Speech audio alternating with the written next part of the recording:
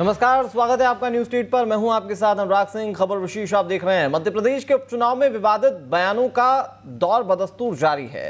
इस बीच मध्य प्रदेश सरकार में मंत्री उषा ठाकुर ने हिंदुत्व का तड़का भी लगा दिया। उषा ठाकुर ने असम मॉडल की तरह मध्य प्रदेश में भी मदरसों को बंद करने की पैरोकारी की है। उषा ठाकुर ने इसके पीछे तर्क दिया कि मदरसों में बच्चे पढ़कर कट्टरवादी निकलते हैं, इस वजह से राष्ट्रवाद के लिए मदरसों को बंद करना चाहिए। बहरहाल सियासी फिजा में जनता से जुड़े मुद्दे गायब हैं। महज आरोप प्रत्यारोप और नए नए मुद्दे तलाश में सियासी दल जुटे हुए हैं। उपचुनाव में महज 10 दिन ही बचे हैं। वैसे नेताओं के दौड़े भी ताबड़तोड़ जारी हैं।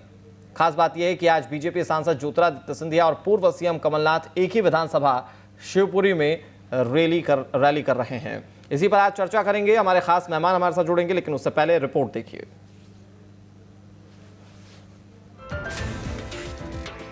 उपचुनाव के सियासी पिच पर कई नेताओं की जुबान बाउंसर हो रही है। चुनाव प्रचार में महज 10 दिन बचे हैं। वहीं नेताओं के शब्दों की मर्यादा लगातार तार हो रही है। वहीं अभद्र भाषाओं की वजह से चुनावी फिजा में बीजेपी और कांग्रेस के बीच तल्खी और बढ़ती जा रही है। महिलाओं पर आपत्तिजनक बयान के मामले में पूर्व सीएम कमलनाथ और बिसाहू लाल का मामला अभी ठंडा भी नहीं हुआ था कि एमपी सरकार की मंत्री ने सियासी माहौल में हिंदुत्व का तड़का लगाने की कोशिश की। दरअसल मंत्री उषा ठाकुर ने मदरसों को सरकारी फंड देने पर आपत्ति जताई और इसे बंद करने की मांग की। उषा ठाकुर ने कहा कि निजी तौर पर धार्मिक शिक्षा देने का सबको अधिकार है, लेकिन उसके लिए सरकार की तरफ से फंड देने की जरूरत नहीं। शासकीय सहायता बंद होनी चाहिए। वक्फ बोर्ड अपने आप में खुद बहुत सक्षम समर्थ संस्था है। यदि कोई निजी तौर पर अपने धार्मिक संस्कार देना चाहता है तो हमारा संविधान उसको छूट देता है। विचार करेंगे फंड देना। भाई जो संस्थाएं खुद मजबूत है तो गाढ़े खून पसीने की कमाई क्यों ऐसे जाया की जाए, विकास में लगाएंगे। वहीं असम का उदाहरण देकर मंत्री उषा ठाकुर ने कहा, असम ने मदरसों को बंद करके नई शुरुआत की है, जो ठीक है। मतलब असम मॉडल को मंत्री उषा ठाकुर एमपी में भी दोहराना चाहती हैं।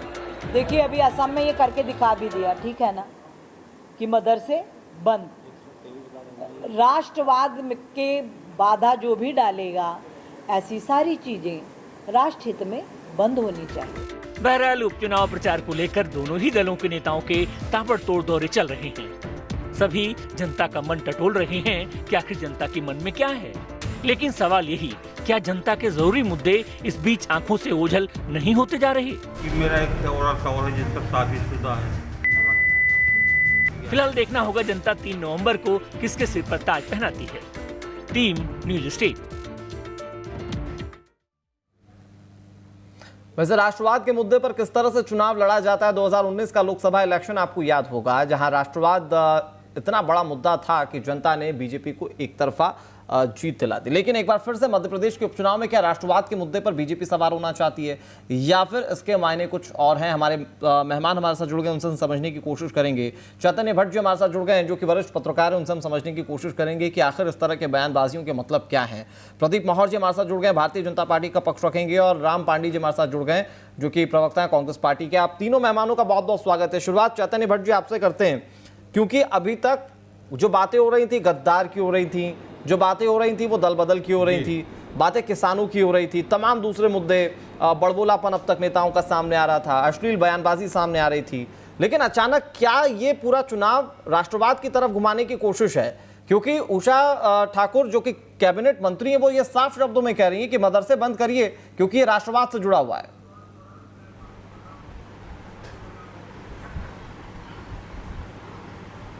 देखिए, उषा ठाकुर की जहाँ तक बात है तो उषा ठाकुर बड़ी भाजपा की एक बड़ी मुखर नेत्री हैं। उनके कई ऐसे विवादास्पद बयान हैं जिनको लेके बड़ा विवाद भी हुआ था। अभी उन्होंने कुछ समय पहले ये कहा था कि जो जय आदिवासी युवा संगठन है वो राष्ट्रद्रोही है, इसको लेकर बड़ा विवाद हुआ और इसमें कांग्रेस ने भी उषा ठाकुर का बड़ा विरोध किया। बाद में उनको माफ़ी मांगना पड़ी। उन्होंने एक बार ये भी कहा था कि नवरात्र में जो गरबे होते हैं उसे मुस्लिम युवकों को प्रवेश नहीं देना चाहिए, वहाँ पर एक पहचान पत्र होना चाहिए ताकि वहाँ पे वो जाके लव जिहाद की स्थिति ना पैदा करें। उन्होंने कांग्रेस को भी ये कहा था कि अभी चुनाव के ही दौरान कहा था कि जो राष्ट्रप्रेमी हैं वो बीजेपी के साथ हैं और जो राष्ट्रप्रेमी नहीं है वो कांग्रेस के साथ। तो वो इस तरह के बयान लगातार देती रही हैं। लेकिन चूंकि अब मामला एक वो कैबिनेट रैंक के मिनिस्टर हैं, इसलिए उनके बयान को थोड़ा ज़्यादा महत्व दिया जा रहा है। देखिए, भारतीय जनता पार्टी तो निश्चित तौर पे हिंदुत्व को लेकर चल रही है और इसके लिए उसको फ़ायदा भी मिला है। लोकसभा में भी आप देखिए कि उनको भरपूर समर्थन मिला है। तो उनको ये लगता है कि अब जो ये ध्रुवीकरण है हिंदू मुसलमानों के बीच में एक ध्रुवीकरण की जो स्थिति बन रही है, वो हमारे लिए लाभदायक होगी। मदरसे बंद करने की जहाँ तक बात है, तो असम सरकार ने मदरसे के अलावा संस्कृत विद्यालयों को भी बंद करने की बात की है, जिनको सरकारी सहायता मिलती है। देखिए, अब वो मदरसों में स्थिति नहीं रही है कि जैसे पहले आप ये सोचते थे कि मदरसों में सिर्फ कुरान पढ़ाई जाती या धार्मिक शिक्षा दी जाती। मदरसों में भी एनसीईआरटी की किताबें चलने लगी। बहुत से मदरसे ज़रूर ऐसे हैं कि जहाँ पे सिर्फ अभी धार्मिक शिक्षा दी जाती है, लेकिन अधिकतर जो मदरसे हैं जिनको जो अच्छे स्तर के मदरसे हैं, वहाँ पे इस तरह की शिक्षा, विज्ञान की, गणित की, कंप्यूटर की, इस तरह की शिक्षा दी जाती है। लेकिन सवाल ये है कि अब आप देखिए कि जो जनता से जुड़े मुद्दे, जैसे आपने भी कहा कि जनता से जुड़े जो मुद्दे हैं वो सब गौण हो गए हैं और इस तरह की जो बयानबाजी है, जो अमर्यादित भाषा है नेताओं की, वो सामने आ रही है। दरअसल होता क्या है कि लोग, अब जनता तो जाती नहीं है नेताओं के भाषण सुनने के लिए, कार्यकर्ता जाते हैं और उनमें उत्साह भरने के लिए, उनसे ताली पिटवाने के लिए नेता इस तरह के बयानबाजी करते हैं, जो निश्चित तौर पे गलत है। और ये सभा में भी नहीं कहा गया सर, बाकायदा इसके लिए प्रेस कॉन्फ्रेंस करती हैं उषा ठाकुर, और प्रेस कॉन्फ्रेंस करने के बाद उन्होंने अपनी तमाम बातों को सामने रखा है। एक बार फिर से आपके पास आएंगे चैतन्य जी। विनोद हमारे सहयोगी ग्वालियर से ज्यादा जानकारी के लिए जुड़ गए हैं। विनोद, आपका भी रुख करेंगे, लेकिन प्रदीप मौर्य साहब, क्या मध्य प्रदेश उपचुनाव के मुद्दे हो गए खत्म? किसानों की बात हो गई? क्या दूसरी तमाम बातें हो गई? कानून को बेहतर करने की बातें सारी खत्म हो गई? जो अब एक बार फिर से राष्ट्रवाद के मुद्दे पर आप लोग चुनाव लड़ना चाहते हैं, या पूरे मुद्दे को मोल्ड करना चाहते हैं चुनाव को? राष्ट्रवाद हमारे दिलों में बसता है, हम सब राष्ट्रवाद को मानते हैं। और रही बात मदरसों के ऊपर बयान की, तो धर्म जो है वो अपना एक पर्सनल सोच है हर व्यक्ति का अपना पर्सनल बिलीफ सिस्टम है, वो आप अपने घर में फॉलो करिए ना, उसके लिए सरकारी मदद की क्या आवश्यकता है। उन्होंने ऐसा नहीं कहा हुआ कि मदरसे बंद हो जाने चाहिए, उन्होंने कहा सरकारी सहायता जो है मदरसों के लिए वो खत्म हो जानी चाहिए। इसमें कुछ भी गलत मैं नहीं मानता। जो कहा गया, मदरसों में कई बार ऐसा देखने में आया है कि राष्ट्रगान और राष्ट्रगीत का विरोध किया गया। ये एक बड़ा आश्चर्य का विषय है कि भारत के अंदर रहते हुए भी कुछ ऐसी संस्थाएं हैं जो बोलती हैं कि राष्ट्रगान राष्ट्रगीत नहीं गाएंगे।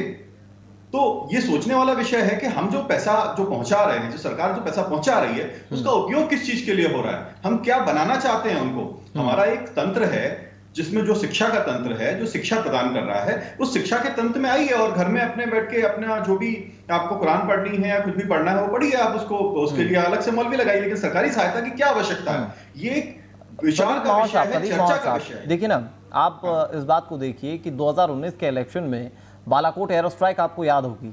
उस एयर स्ट्राइक के बाद किस तरीके से पूरा माहौल बदला, किस तरह से पूरा चुनाव राष्ट्रवाद पर आ गया, ये तो आपसे बात छुपी नहीं है। लेकिन इस बार के उपचुनाव में जो खास तौर पर चुनाव के ठीक पहले इस तरह की बयानबाजी की जा रही है, खासतौर पर मदरसों को लेकर, बंद करने को लेकर, क्या उस टाइमिंग को लेकर सवाल ना पूछा जाए? क्या ये ना सोचा जाए कि जानबूझकर इस तरह के बयानों का इस्तेमाल इसलिए किया जा रहा है ताकि दूसरे मुद्दे साइड हो जाए, एक बार फिर से चुनाव राष्ट्रवाद पर लड़ लिया जाए? टाइमिंग की अगर आप बात कर रहे हैं तो चुनाव का समय है, लेकिन चुनाव के समय पे दूसरी बातें नहीं होंगी ऐसा नहीं हो सकता है। अभी जिस तरह से और दूसरे स्टेट्स में, असम में इस तरह की चर्चा हो रही है, तो इस चर्चा के ऊपर जाहिर है कि लोग बयान देंगे इसके ऊपर। तो अगर प्रदेश में कोई भी इसके ऊपर बयान दिया गया तो इसको डायरेक्टली चुनाव से जोड़ के ना देखा जाए, इसको ये जोड़ के देखा जाए कि ये विचार का विषय है और विचार का मंथन हर पूरे भारत में होगा और हर जगह पे होगा। ठीक है, राम पांडे जी, आप क्या कहेंगे? ये कह रहे हैं कि चुनाव से जोड़कर ना देखा जाए, ये सिर्फ उन्होंने अपनी बातें रखी हैं और वो बोल रहे हैं कि इसमें गलत क्या है अगर मदरसों को सरकारी फंड देने बंद कर दिया जाए। वो एक धर्म विशेष को लेकर पढ़ाई करवाते हैं जिसमें उनका वक्फ बोर्ड जो है वो अपने आप में सक्षम है। कांग्रेस पार्टी क्या इससे अलग सोचती है या इसी लाइन में बात करेगी कांग्रेस पार्टी?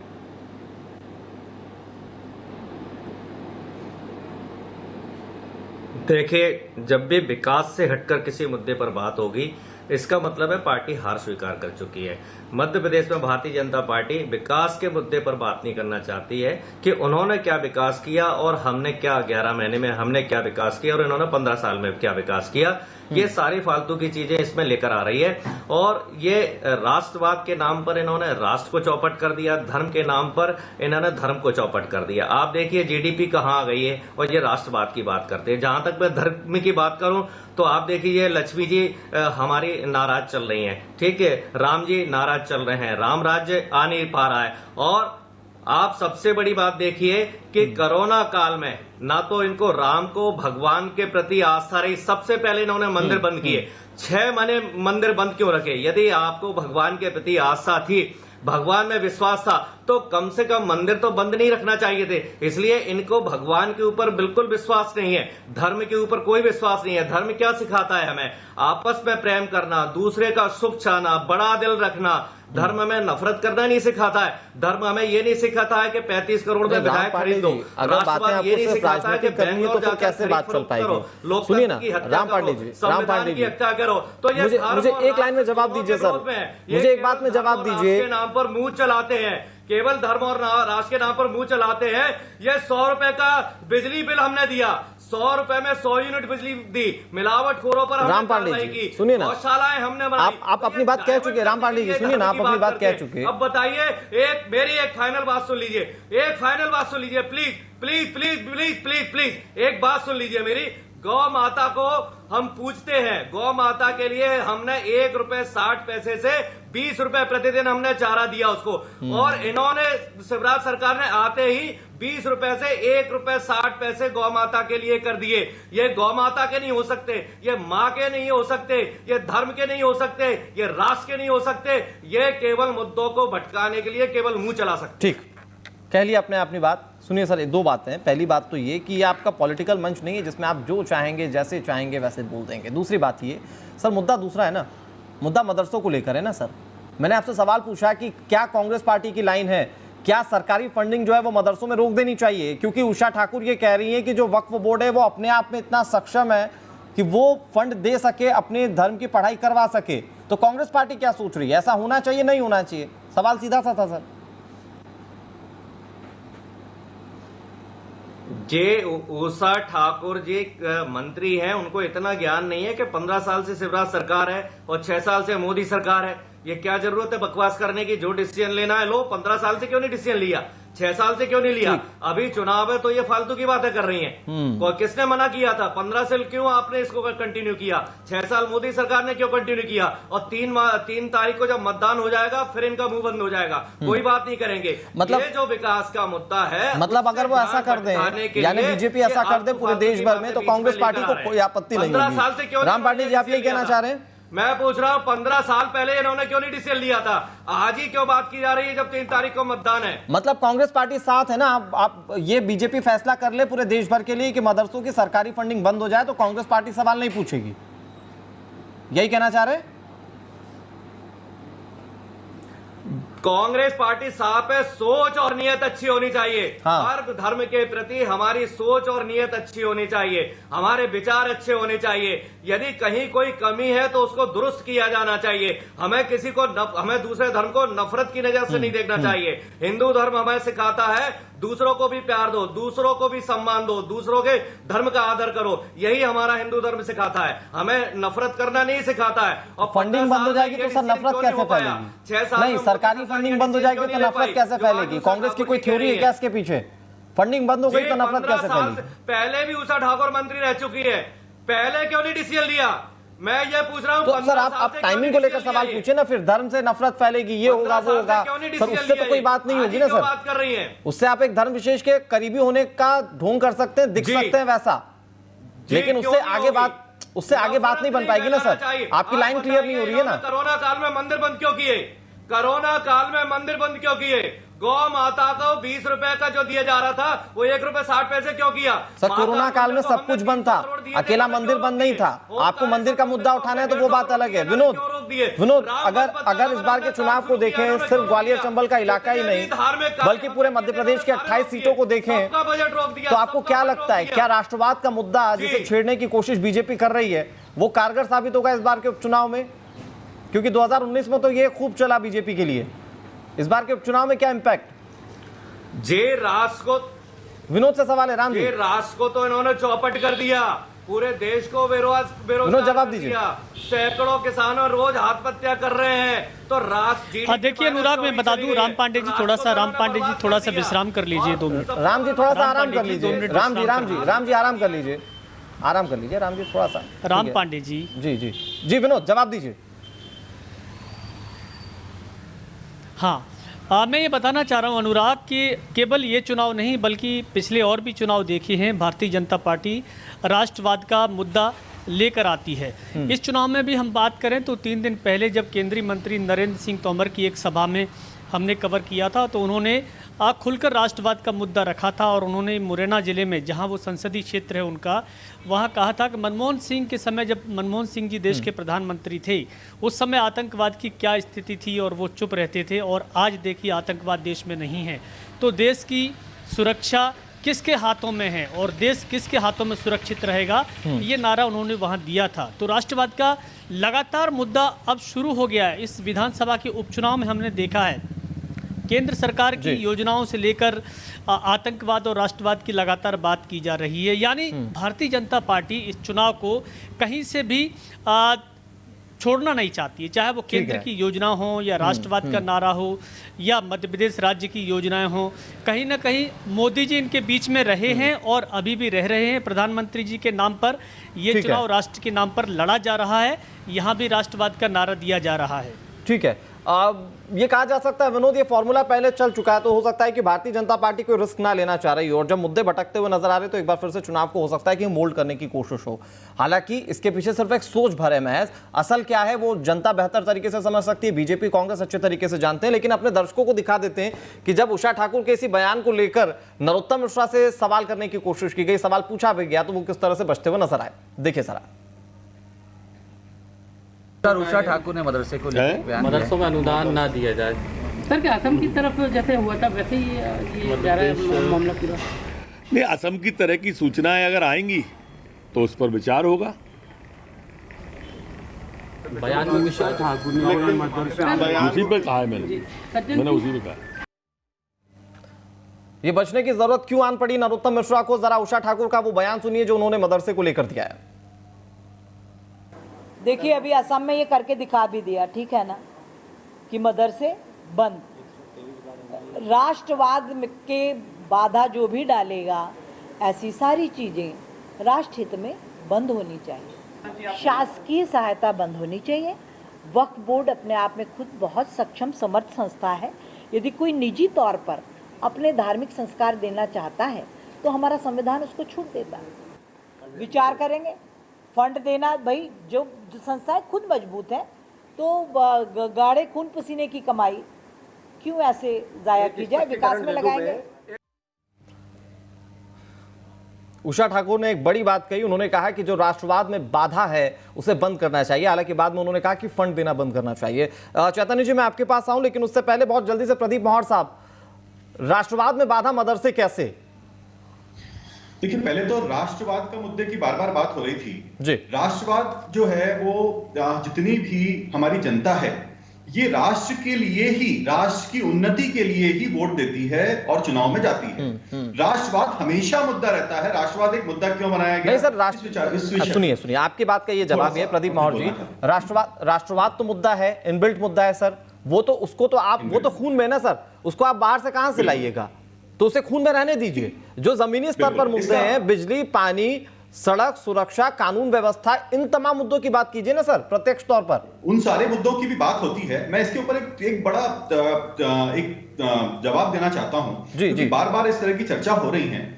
देखिए क्या है, ऐसा देखने में आता है भारत देश के अंदर कि कुछ समय पहले पे एक हम लोगों ने एक इल्जाम लगाया, एक बातचीत हुई, एक कुछ न्यूज़पेपर्स भी लेके आए कि कांग्रेस के कुछ लोगों ने, मुख्य जो लोग हैं, उन्होंने चाइना के साथ में एक सीक्रेट पैक्ट किया, एक एग्रीमेंट किया, जाके सीक्रेट एग्रीमेंट किया, लेकिन कांग्रेस में किसी ने इसका विरोध नहीं किया।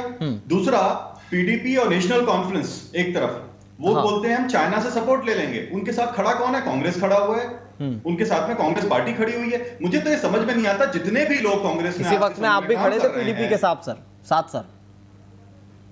उस समय का समय दूसरा था, उस समय वो चाइना के साथ नहीं जा रहे थे।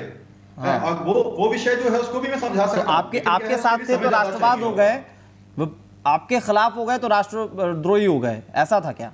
जो भी चाइना के साथ जा रहा, पाकिस्तान के साथ जा रहा है, वो राष्ट्रद्रोही हुआ। ठीक है, ये विषय इस समय पे आया। ठीक है, इसमें कोई दो राय नहीं है, ठीक बात नहीं। अब क्या है कि आज के समय अगर हम देखें तो अगर कांग्रेस पार्टी इनके साथ खड़ी हुई है, कांग्रेस पार्टी जितने भी राष्ट्र विरोधी हैं उनके साथ में खड़ी हुई है, तो मैं तो ये सोचता हूं कि कांग्रेस में जो लोग काम कर रहे हैं उनकी आत्मा माहौर साहब देखिए, इतना वक्त तो है नहीं कि हम हर चीज का एनालिसिस करें। मुझे आप ये बताइए, मदरसे राष्ट्र विरोधी कैसे? मदरसे बहुत बार सारे मदरसे राष्ट्र विरोधी हैं, मैं ऐसा नहीं बोलता हूं। मदरसे चलाएं, बिल्कुल चलाएं, लेकिन उसके लिए सरकारी फंड क्यों हो? आपकी कैबिनेट मंत्री क्यों कह रही हैं कि मदरसे राष्ट्र विरोधी हैं? कई मदरसों से इस तरह की चीज आई है, तो सर कानूनी कार्रवाई कीजिए ना। अगर आसाम वाली व्यवस्था लागू करनी है तो मध्य प्रदेश की कैबिनेट मंत्री हैं, कैबिनेट में ये प्रस्ताव सामने रखें, सरकार उसे पास करवाए। चुनाव से पहले इस तरह की बयानबाजी क्यों? विषय आज आया है तो इसके ऊपर आगे विचार होगा, चर्चा होगी। ये असेंबली में जाएगा, असेंबली में जाने के बाद में इसके ऊपर कानून भी बन सकता है।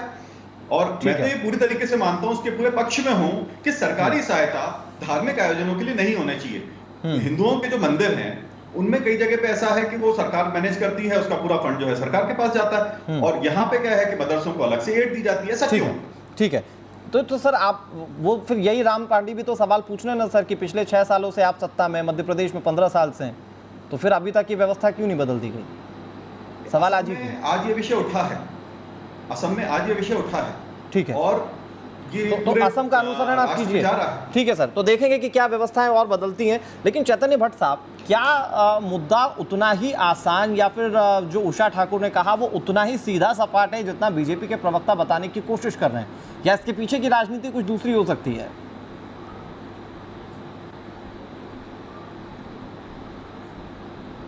नहीं, देखिए, मैं तो आपको बता रहा हूँ ना कि हिंदुत्व का मुद्दा जो है वो बीजेपी को बड़ा अच्छा लगने लगा है, क्योंकि उसको ज़बरदस्त जीत मिली इस बात को लेके। और आप देखिए कि समाज में काफ़ी बंटवारे की स्थिति बन गई है, और यही कारण है कि इस तरह के जो मुद्दे हैं वो नेता उठा रहे हैं, जो जनता से जुड़े मुद्दे हैं।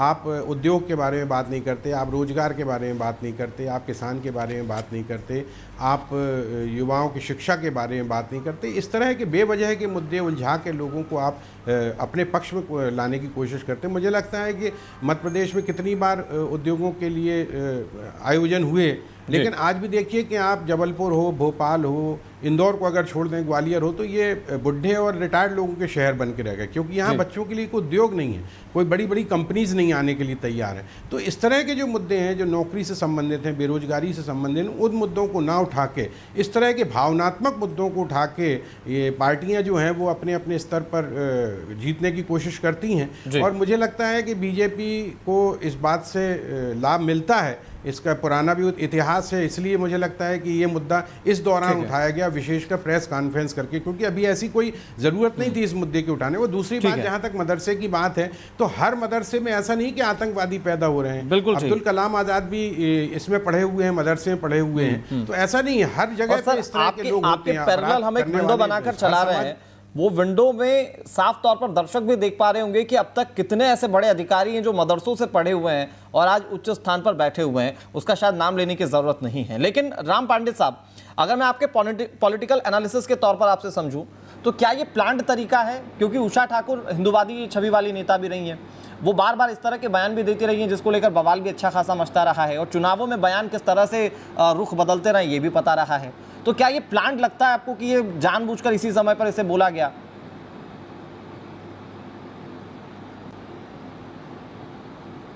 जी जी जी, जानबूझकर बोला गया है। और ये भारतीय जनता पार्टी का मुद्दा अभी से नहीं है, ये मुद्दा इनके 70 साल से है।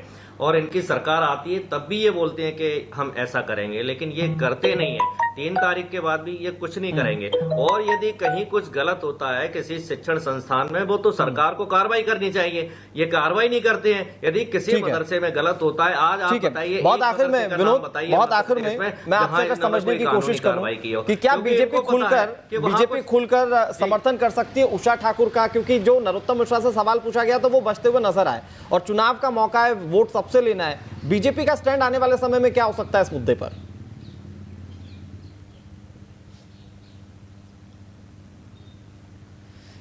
देखिए, मदरसे को दी जाने वाली सरकारी सहायता अनुराग बंद की जाए कि न की जाए, इस पर तो बीजेपी अभी कोई अपना स्पष्ट नहीं करेगी, लेकिन हाँ, राष्ट्रवाद के सहारे इस मुद्दे को बनाए जरूर रखेगी।